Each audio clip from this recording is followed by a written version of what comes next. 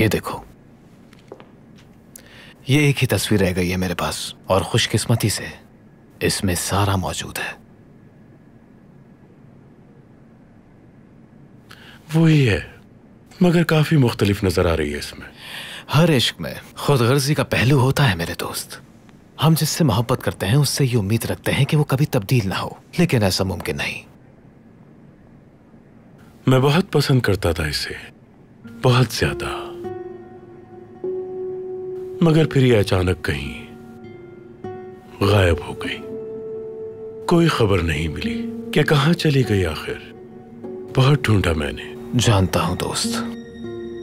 University के दौर में हम दोनों एक दूसरे से बहुत ज्यादा मोहब्बत करते थे।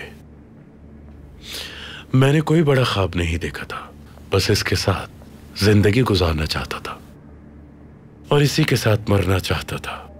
मगर सारा के ख्वाब कुछ और थे। सही कहा तुमने। इसने ताकत और दौलत की खातिर मेरी सच्ची मोहब्बत को ठुकरा दिया, धोखा दिया मुझे। मगर एक दिन आएगा, ये मेरी सच्ची मोहब्बत के आगे अपना सर जरूर झुकाएगी। लेकिन फिलहाल तुम सर झुकाकर परवूज से मिलने की दरख्वास्त करना उससे।